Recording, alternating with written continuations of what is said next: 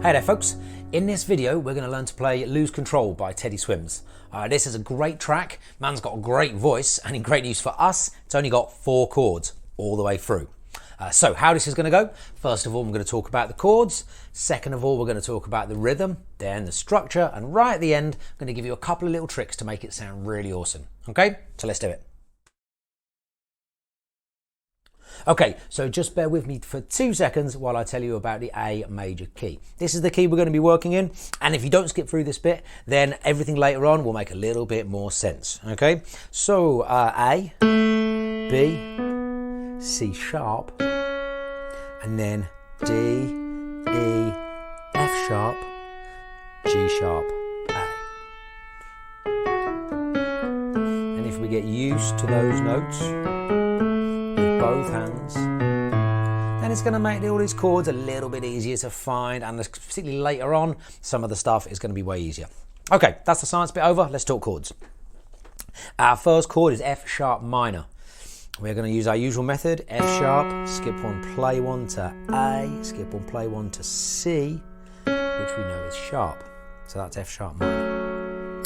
In this piece we're going to invert it not just once, so F sharp to F sharp. We're going to invert it again, A up to A. That gives us our F sharp minor in second inversion. As ever, we're going to put that with an F sharp in the bass. So there's our first chord. Okay, chord number 2, A major. We'll start on A, skip 1, play 1 to C sharp, skip 1, play 1 to E. There we go, A major chord. Now, we were on C sharp, F sharp and A, and we need A, C sharp and E.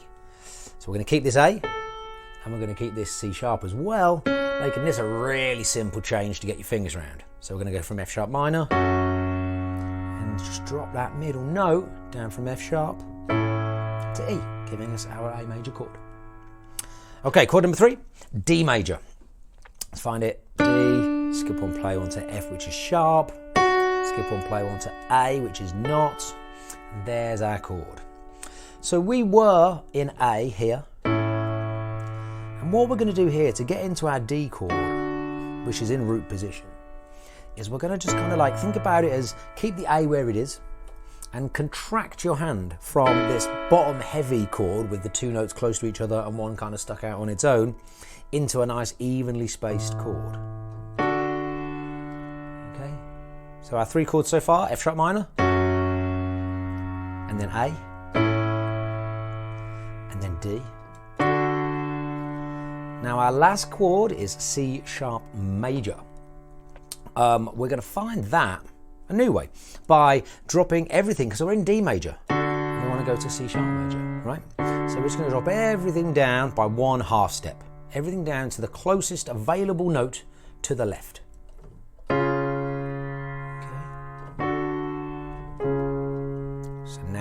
4 chords which are going to get us through the whole song.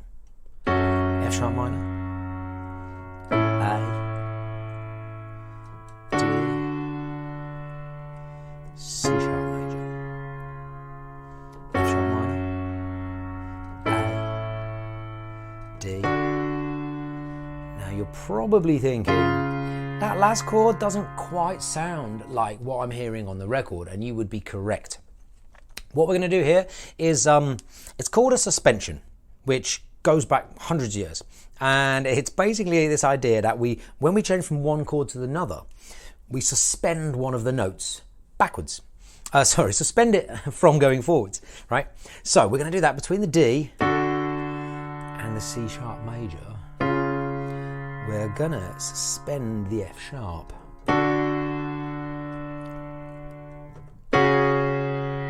Have it join.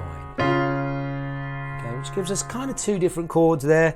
C sharp sus, short for suspension. C sharp sus 4. Say that 3 times fast. Down to C sharp major. So let's put those together.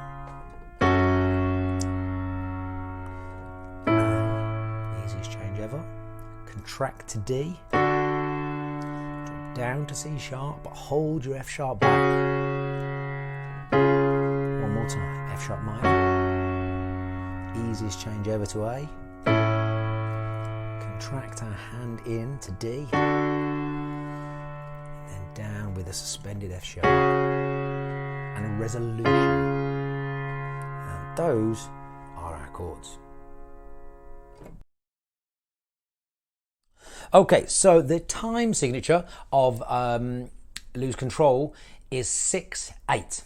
Most important number is always the top one, and what that tells us is that for every measure or every bar, we are going to play 6 beats. Okay, you have all heard 6/8 in action before. Any song that goes like, yeah,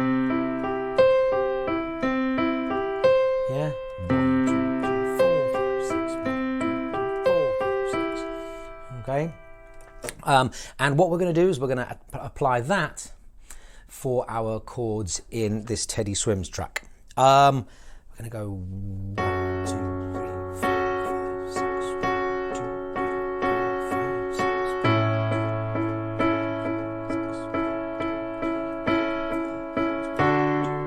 6. 2 measures each, except for here. Well, we do have 2 measures of C sharp, but the first one is with the suspension.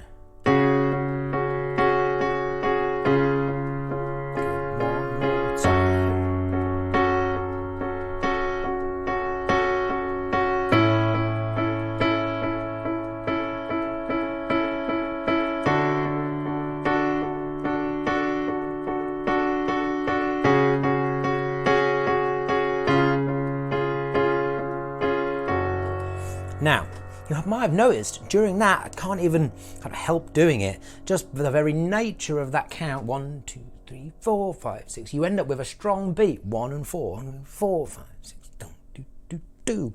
And if you keep that feeling in your head as you play this track, you're going to take it one next step above just playing the chords. You're going to give it a real feel as well. Okay.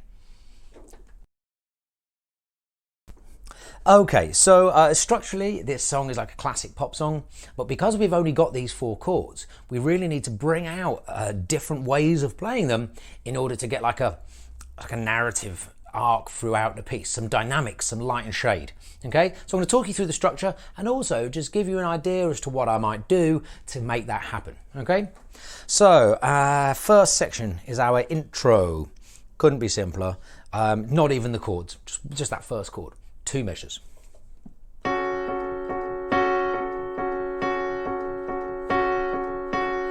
you go. I would probably play it just like that. One hand.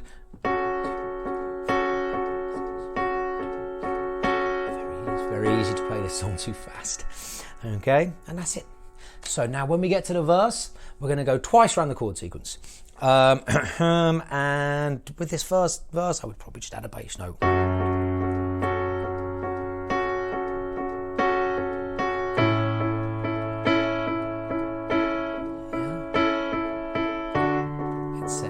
Remembering that we only have one each of these 2.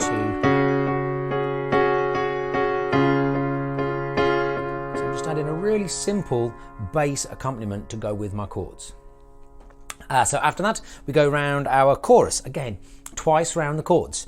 Okay. Now a really easy way to add a bit of weight and depth to choruses is to just take that left hand and double whatever note you are playing.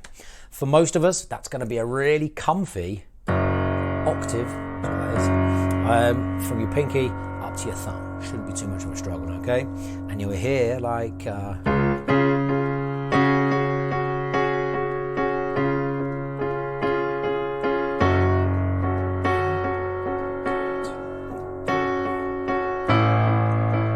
we've got a bit more.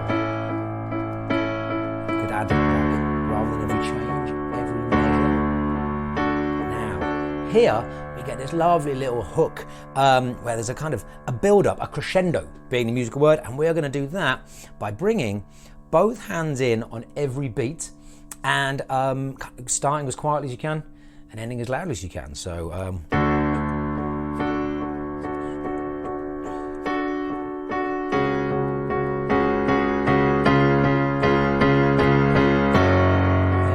you're going to do exactly that twice for your chorus. Okay, so we've had intro, verse, chorus. We're now going to do verse and chorus, again exactly the same as we just did. And then we have our bridge section, which in this piece takes the form of a little guitar solo. Now we're going to talk a bit about what you could do here at the end, but for now we're just again going to play around those chords. It's just once round the chords, okay, same as we did. Once you've got that octave feel in your left hand, feel free to experiment, like playing one, then the other, you know, just to vary it up. Okay, now you've found those two notes, have some fun with them. Okay, so that's your guitar solo. And now to finish this off, I love this. We've got a quiet chorus. Okay, I might even, like, when we finish the guitar solo, take them out entirely.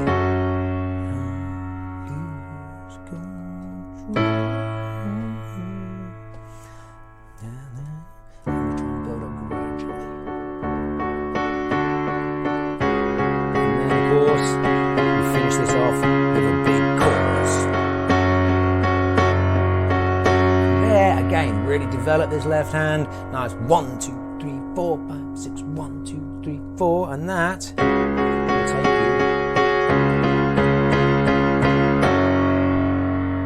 to the end.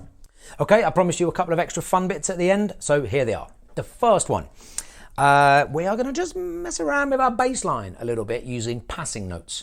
Passing notes, essentially what they say on the tin is if we're going past a note to get from one to the other, we're going to play it.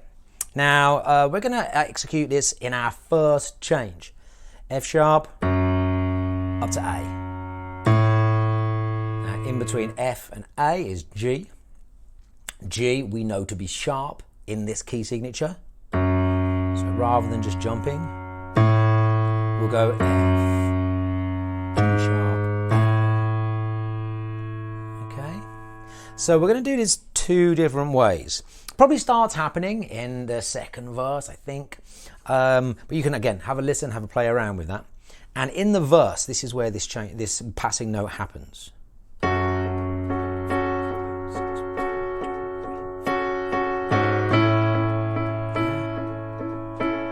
Okay, it's on the very last beat 6 of the second measure, just as you're about to change, just on that very last right hand chord, we're going to put the F sharp.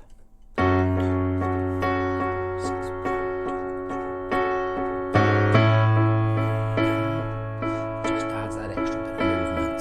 Okay, so try and put that in. Now this passing note also happens a lot of the time in the chorus. And let's imagine we're playing double bass line now. And instead of happening right at the end, it happens like, think of it as like 3/4 of the way through. So on the 4 of the second measure. 1, 2, 3, 4, 5, 6, 7, 8, 9, 10. Yeah. Now a lot of ways you can do this. You can count just like that. Also, good way of doing things like this sometimes is just listen to the record, copy what you're hearing.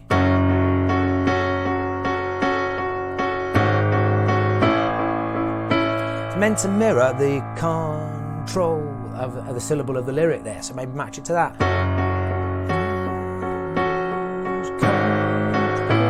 Etc, etc. Right? Fortunately, I'm not singing. Okay, so that is your first trick, just add in those passing notes. The second one involves our interlude, our guitar solo, bridge section, whatever you want to call it, right? Now, we are not going to learn the guitar solo as it is played on the record. Most of the time, learning a guitar solo on the piano is a waste of time. Don't really sound the same. But what I want you to have fun with here is something called the pentatonic scale, which is the basis of a lot of improvisation, particularly on the guitar as it happens. And here's how we're going to find that. So we're going to take our A scale that we had before, C sharp, F sharp, G sharp, A, okay? And we're going to take 1, 2, 3, 5, that's your first bit, and then skip 1, and then play 2 more, and then up to A. Okay, Now, how are we going to implement this? Let's start. We're going to play our chorus, our bass notes. And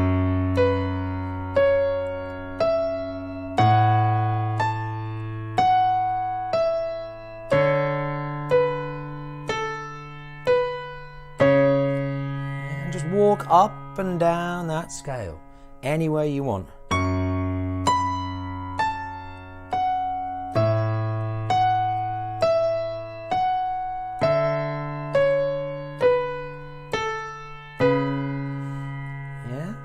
And then you can speed it up. Okay,